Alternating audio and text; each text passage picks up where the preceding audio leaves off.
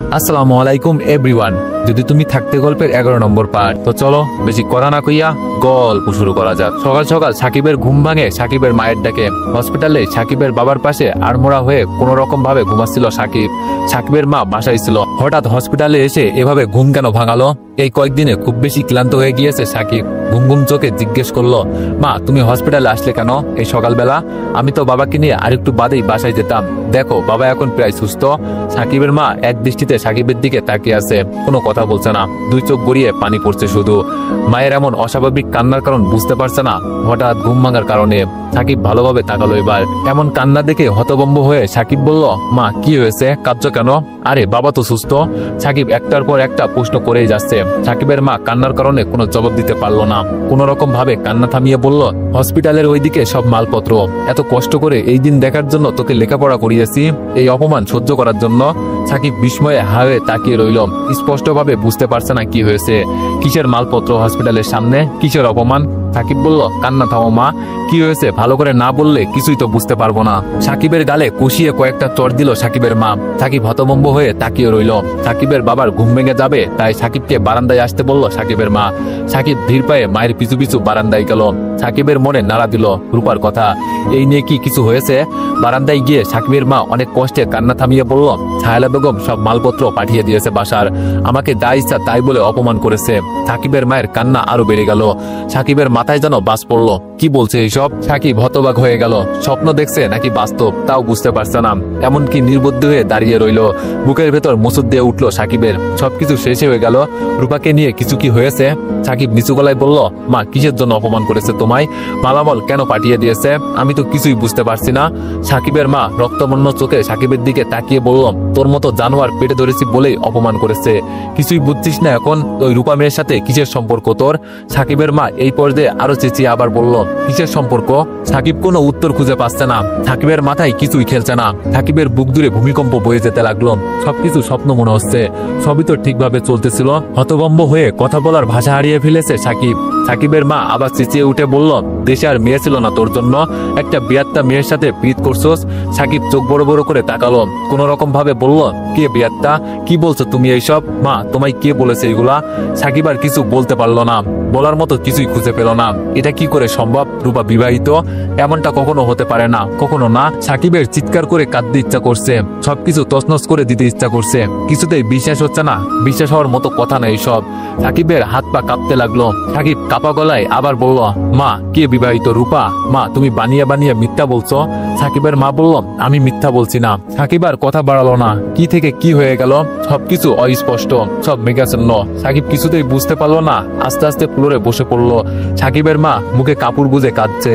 সাকিব দুই হাতে মাথা চেপে ধরলো। নাক মুখ কুচকে বলল, মা কি হয়েছে সবটা বলো। আমি রূপাকে ভালোবাসি অনেক বেশি মা। ছায়ালা বেগম তোমায় অপমান করার কে? বাসা থেকে মালপত্র সব পাঠালো কেন? সাকিব কষ্ট ভেজা কণ্ঠে একটার পর একটা প্রশ্ন করতে লাগলো। সাকিবের মা কান্না থামিয়ে দুই চোখ ভালোভাবে মুছলো। তারপর কিছুক্ষণ জোরে জোরে শ্বাস নিল। সাকিবের মা বলল, খুব সকালে দরজায় কড়া নাড়ালো। আমি ভেবেছি তুই আর তোর বাবা এসেছিস। আমি দরজা খুলে দেখি ছায়ালা বেগম আর আজিজ চৌধুরী। এত সকাল সকাল তাদের দেখে আমি কিছুটা চমকে গেলাম। উনাদের মুখের ভাবভঙ্গি দেখেই আমি বুঝেছি কিছু একটা হয়েছে। উনারা আমায় যা ইচ্ছা তাই বলতে লাগলো। তোকে জাতা ভাষায় গালি দিতে লাগলো। বলল, রূপার সাথে তোর সম্পর্ক, তোরা ভুল পথে এগোচ্ছিস। রূপা বিবাহিত, তাই তারা চায় না এই সম্পর্ক আর এক পা আগাক। যা ভুল হয়েছে এই পর্যন্তই সমাপ্ত হোক। তাই আমাদের বাসা ছেড়ে দিতে হবে। আমি কি বলবো কিছুই বুঝতে পারছিলাম না। আমি কিছু বলার আগেই ওনারা বাসার সব মালপত্র কুড়ে দিকে বের করে দিল। আর তুই যদি রূপার সাথে কোন রকম যোগাযোগ করার চেষ্টা করিস তাহলে তোকে পুলিশে দিবে। মায়ের মুখে এইসব শুনে নির্বাক হয়ে রইল সাকিব। আম্মু চোখের আড়ালে গিয়ে চোখের জল মুছল। গায়ের সব শক্তি যেন হারিয়ে ফেলেছে সাকিব। এগুলো কি হয়ে গেল একটু সময়ের ব্যবধানে? সাকিব কোনো জবাব দিচ্ছে না। বুকের ভিতর খাঁকা করছে। শূন্যতার হতাশা ছেড়ে যাচ্ছে। পৃথিবীর সব রং বোধহয় ফ্যাকাশে হয়ে গেছে। সব স্বপ্নগুলো আশ্রে পড়ে আত্মদান করছে। খানিকক্ষণের ভিতরে পৃথিবী বদলে গেল বোধহয়। বদলে গেল আগামী স্বপ্ন আসা কল্পনা। সাকিব কখনো এমন হবে ভাবেনি, কখনোই না। রূপা বিবাহিত কিছুতেই সাকিব বিশ্বাস করতে পারছে না। কেউ যেন সাকিবের গলা টিপে ধরেছে। দম বন্ধ হয়ে যাচ্ছে সাকিবের। সাকিবের চিৎকার করে কাঁদতে ইচ্ছা করছে। সাকিব একদম নির্জীব হয়ে আত্মদান করে বলল, মা রূপা বিবাহিত না, বলো বলো অন্তত এটা মিথ্যা। সাকিবের মা হতাশ ভঙ্গিতে বসে রইল। পুরো সংসারের ভরসা ছিল সাকিবের। ছেলেটাকে নিয়ে কত স্বপ্ন বাবা মায়ের। সাকিবের মা শুধু দীর্ঘ নিঃশ্বাস ফেলছে। কষ্ট ভরা কণ্ঠে বলল, ভালোবাসার জন্য জন্য আর মেয়ে পেলি না? আমাদের কথা একবারও ভাবলি না? একটা বেয়াত্তা মেয়ে, এতটা নিস্তুই, এত ছোট মনের, এত খারাপ রুচির তুই। সাকিবের মা কিছুক্ষণ চুপ করে রইল। আবার সাকিব কোনো কথা বলছে না। সাকিবের মা আবার বলল, তোর বাবা এইসব জানলে শেষ হয়ে যাবে। নিজে কখনো ভালো কাপড় পরেনি, তোকে লেখাপড়া করিয়েছে, কখনো ভালো বাজার করে খাইনি, তোর লেখাপড়ার খরচ চালিয়েছে, আর সেই তোর জন্য মানুষ কুকুরের মতো অপমান করে আমায়। সাকিবের চোখ বেয়ে পানি পড়ছে, এবার কোনো কথা বলতে পারছে না। সাকিবের মা আবার বলল, হসপিটাল থেকে তোর বাবাকে এখন কোথায় নিয়ে যাবি? এবার বাসা ভাড়া পাবি কই? থাকবি কই? খাবি কই? সাকিবের মা আত্মদানের বলি বলতে লাগলো। সাকিবের অসহ্য যন্ত্রণা হচ্ছে, তীব্র যন্ত্রণা, সহ্য না করার মতো যন্ত্রণা। এই যন্ত্রণার চেয়ে বোধহয় মৃত্যুতে শান্তি। বোধশক্তি হারিয়ে নিস্তেজ হয়ে পড়ছে ক্রমে ক্রমে সাকিব, যেন এখনই ঢলে পড়ে যাবে। সাকিবের বাবাকে সবটা বলল সাকিবের মা। সাকিবের বাবা বাকরুদ্ধ হয়ে তাকিয়ে রইল সাকিবের দিকে, হতাশা আর বিস্ময় ভরা দৃষ্টিতে তাকিয়ে রইল। সাকিব মাথা নিচু করে বসে রইল। সাকিব কিছু ভাবতে পারছে না, আর কিছু বুঝতেও পারছে না। সাকিবের বুকে রক্তক্ষরণ হতে লাগলো। রূপার কথা ভেবে অসহ্য যন্ত্রণা, বুক ফাটা কষ্টে জর্জরিত হয়ে যেতে লাগলো সাকিব। সাকিবের বাবা মা কেউ বুঝছে না সাকিবের এই কষ্ট, কেউ বুঝার মতো কষ্ট না এটা। সবার চোখে রূপার সাথে প্রেম এটা অপরাধ। প্রেম কি এত ভেবে হয়? সাকিব নিজের মনকে কিছুতেই বোঝাতে পারছে না যে রূপা বিবাহিত। এটা কি করে সম্ভব? শায়লা বেগম হয়তো মিথ্যা বলেছে, তবুও সাকিবের মনকে মানাতে পারছে না। চিৎকার করে কাঁদতে ইচ্ছা করছে। নিজের ফ্যামিলির কথা ভেবে আরো বেশি কষ্টে পুড়ে যাচ্ছে সাকিব। এত কষ্ট সহ্য করার মতো না, কাউকে বোঝানোর মতো না, কেউ বুঝতে চাইবে না এই কষ্ট। সাকিবের বাবা শূন্য দৃষ্টিতে তাকিয়ে রইল সাকিবের দিকে। চোখের পলক পড়ছে না, নিষ্পলক দৃষ্টিতে তাকিয়ে আছে, শুধু দীর্ঘশ্বাস ছাড়ছে। বাবা মার এমন কষ্ট, হতাশা, স্বপ্ন ভাঙার ভয় দেখে সাকিবের যন্ত্রণা আরো বেড়ে যাচ্ছে। নিজেকে অপরাধী মনে হচ্ছে, যে অপরাধের কোনো ক্ষমা নেই। সাকিব কখনো চায়নি ওর জন্য ওর বাবা মা কোনো রকম কষ্ট পাক, কোনো রকম অপমান সহ্য করুক। তাদের প্রাপ্য কষ্ট কিংবা অপমান নয়, তাদের ভালোবাসা, সম্মান, শান্তি প্রাপ্য। সাকিবের বাবা মায়ের এমন চুপচাপ ভঙ্গি সাকিবের কষ্ট আরো বাড়িয়ে দিচ্ছে। আরো বেশি অপরাধ বোধ হচ্ছে সাকিবের। রুমের নীরবতা ভেঙে সাকিবের বাবা বলল, এই দিন দেখার জন্য আল্লাহ বাঁচিয়ে রেখেছে। আবার কিছুক্ষণ পর তীব্র ক্ষোভ প্রকাশ করে বললাম, আরে আর মেয়ে পেলি না প্রেম করার জন্য? ইঞ্জিনিয়ারিং পড়া ছেলে তুই, তোর জন্য তোর বাবা মায়ের কেন অপমানিত হতে হবে? তোকে কেন মানুষ কুকুরের মতো বাসা থেকে বের করে দিবে? একটা বিবাহিত মেয়ের সাথে কেন সম্পর্কে জড়ালি? এতটা বিবেক বুদ্ধিহীন সাকিব।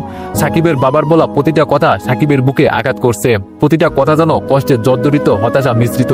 সাকিব একদম নিচু গলায় বলল, বাবা রূপা বিবাহিত না, মিথ্যা সব। রূপা অনেক ভালো মেয়ে, শায়লা বেগম মিথ্যা বলেছে। সাকিবের বাবা কিছুক্ষণ চুপ থেকে বলল, আচ্ছা মেয়ে যাই হোক, আমার একটা কথা বল, ওই মেয়ে কি এমন হয়ে গেছে যে শায়লা বেগম এত জ্ঞানজাম করলো?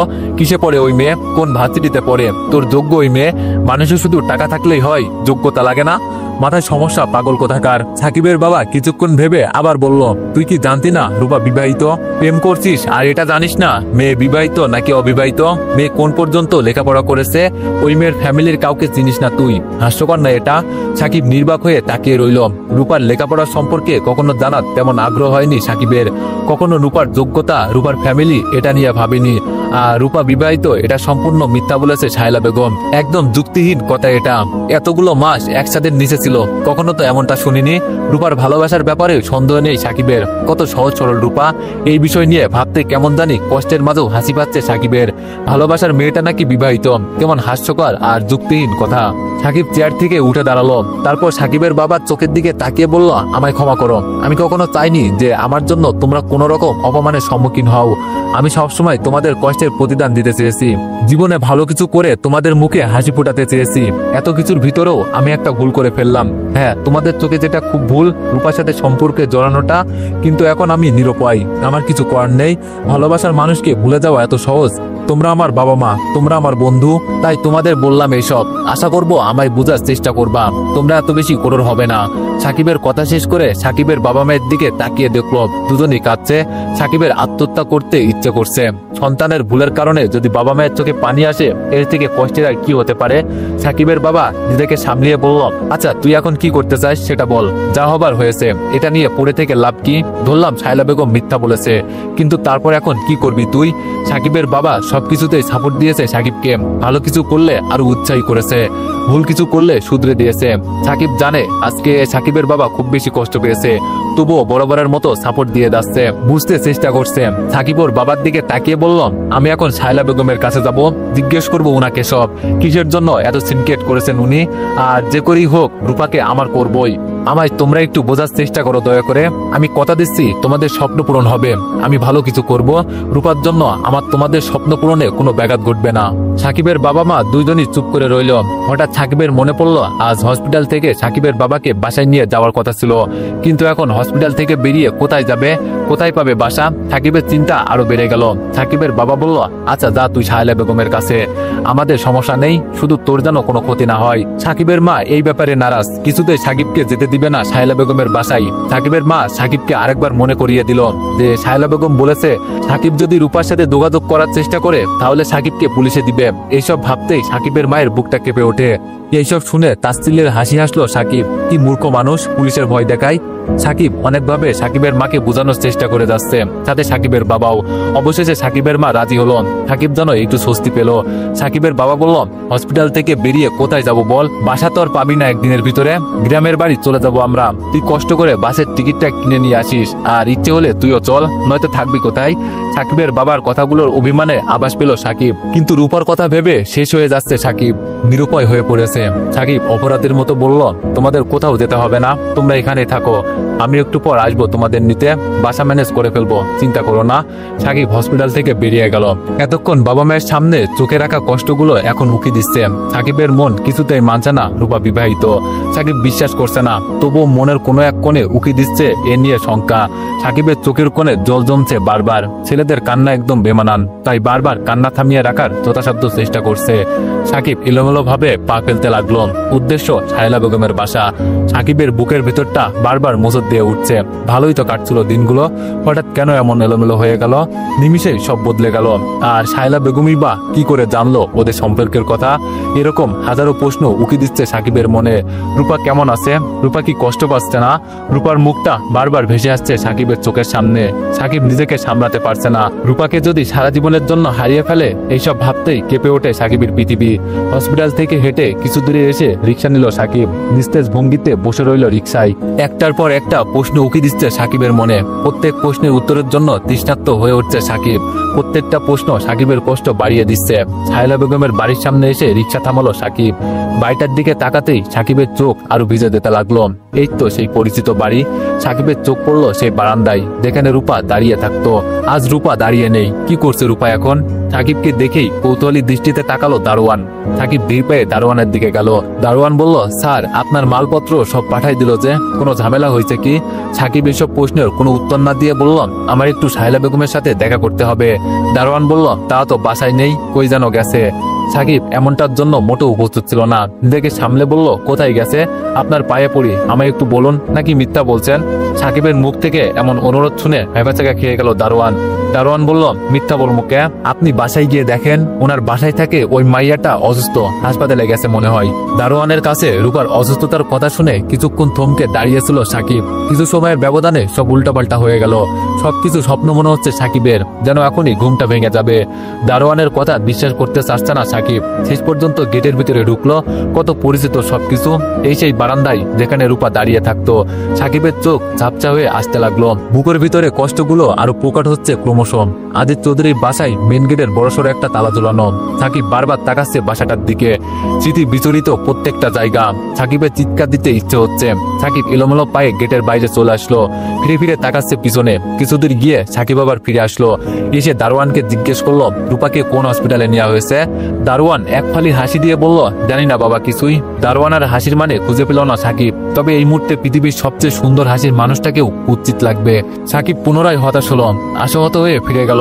অনেকক্ষণ হয়ে গেল রূপাকে দিশাহারা হয়ে খুঁজছে সাকিব।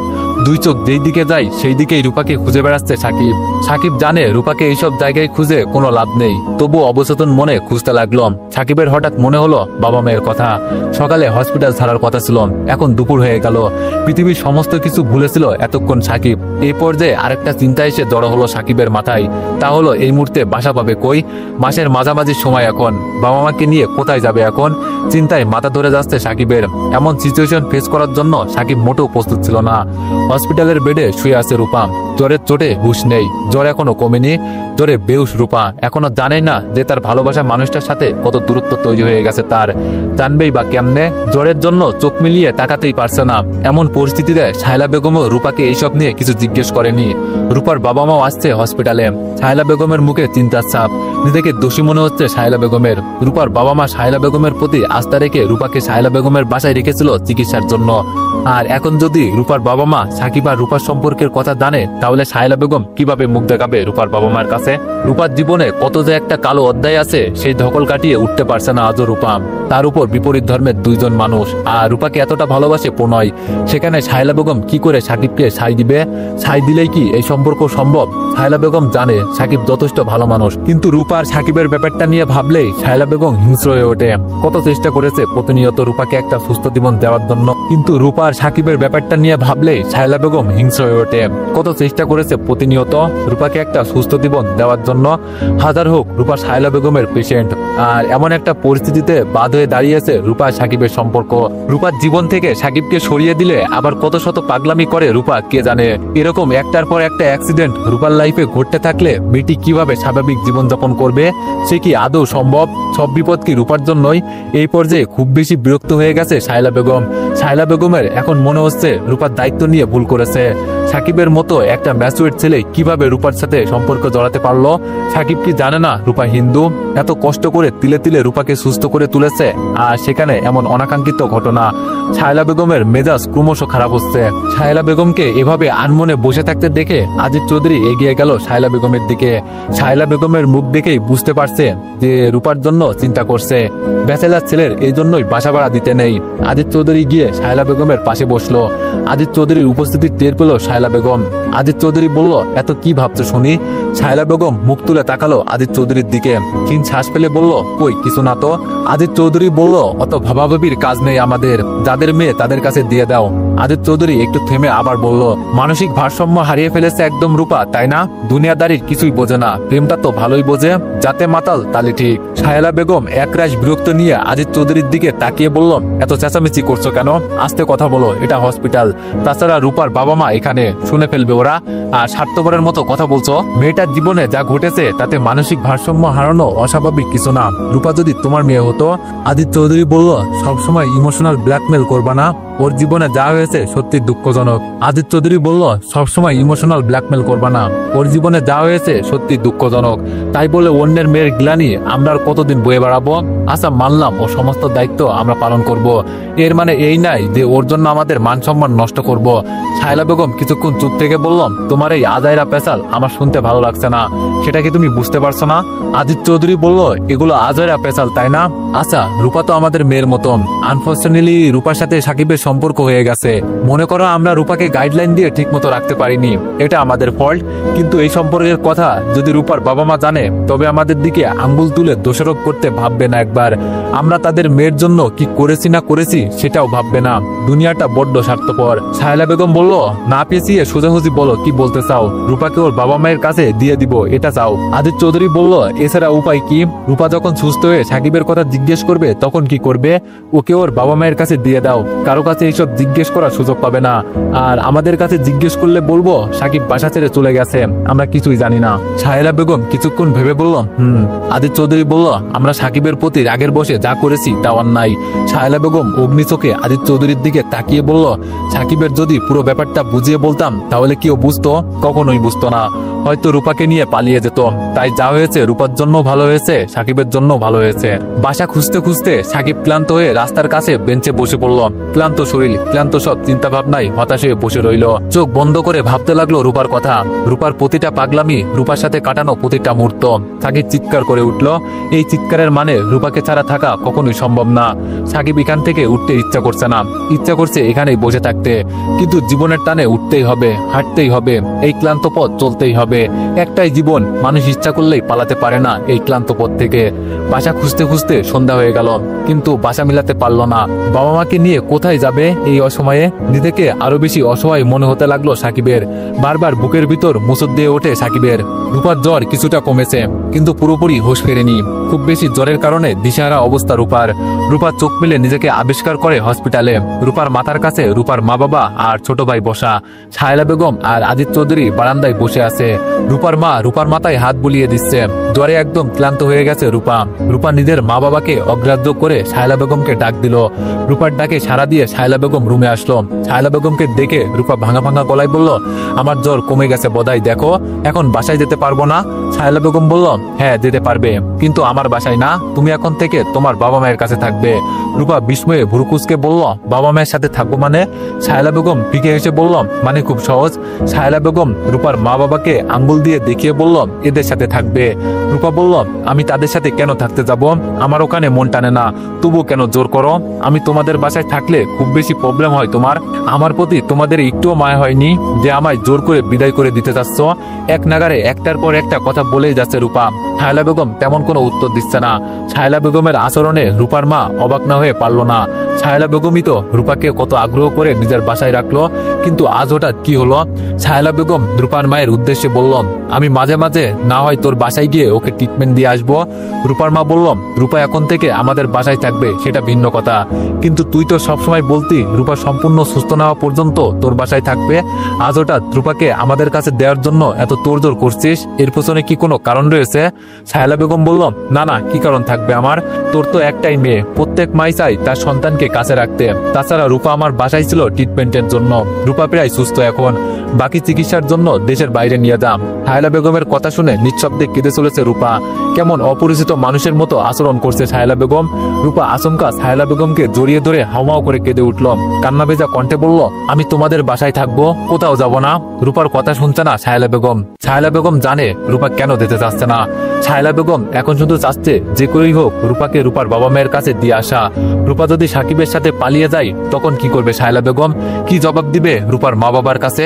রূপার মা বাবা তখন সাহেলা বেগমকে দোষারোপ করতে এক মুহূর্ত চিন্তা করবে না। আর দুইজন বিপরীত ধর্মের মানুষ প্রেমের বিষয়কে কিভাবে সাপোর্ট দিবে সাহেলা বেগম? রূপা যদি সম্পূর্ণ সুস্থ হতো কিংবা হিন্দু না হতো তাহলে হয়তো এমন সিদ্ধান্ত সাহেলা বেগম নিত না। এর জন্যই সাহেলা বেগম কঠোর হতে বাধ্য হয়েছে। সাকিবের প্রতি অন্যায় করেছে, কিন্তু সাহেলা বেগম ভাবছে এই অন্যায়টাই সাকিবের জন্য মঙ্গল। শেষ পর্যন্ত সিদ্ধান্ত হলো রূপার মা বাবার কাছেই থাকবে। সাহেলা বেগম কিছুতেই রূপার দায়িত্ব নিতে চাচ্ছে না। রূপার বাবা মায়ের কাছে থাকবে, এতে রূপার বাবা মায়ের মনে আনন্দের জোয়ার বয়ে যেতে লাগলো। কিন্তু সাহেলা বেগম হঠাৎ এমন সিদ্ধান্ত নেওয়ার কারণ খুঁজে পাচ্ছে না। রূপা ফ্লোরে পা আসে চিৎকার করে কাঁদতে শুরু করলো, কিছুতেই যেন রাজি হচ্ছে না। কাঁদতে কাঁদতে হেঁচি উঠে গেল। রূপার আজকের এই কান্না সাহেলা বেগমের মন ছুঁতে পারছে না বোধহয়। আজিজ চৌধুরী নীরব দর্শকের ভূমিকা পালন করছে দাঁড়িয়ে দাঁড়িয়ে। কষ্টে রূপার বুক ফেটে যাচ্ছে। সাকিবকে ছাড়া কিছুতেই থাকা সম্ভব না। রূপা জানেই না সাহেলা বেগমের বাসায় গেলেও সাকিবকে পাওয়া সম্ভব না। কাঁদতে কাঁদতে সেন্সলেস হয়ে গেল রূপা। বেহুশ অবস্থায় রূপাকে গাড়িতে করে নিয়ে চলল রূপার মা বাবা। সাকিব এক রাতের জন্য সাকিবের বন্ধুর বাসায় থাকার সিদ্ধান্ত নিল। সাকিবের মা বাবাকে নিয়ে বন্ধুদের বাসায় উঠল। সাকিবের মা বাবা কিছুতেই রাজি হচ্ছিল না সাকিবের বন্ধুর বাসায় যেতে। তারা গ্রামের বাড়িতেই চলে যেতে চাইছিল। সাকিব অনেক বুঝিয়ে তাদের এখানে রাখলো। সাকিব খুব ভালোভাবেই বুঝতে পারলো সাকিবের উপর সাকিবের মা বাবা চাপা অভিমান করে আছে। তো এভরিওয়ান, নেক্সট পার্টের জন্য অপেক্ষা করো। ধন্যবাদ।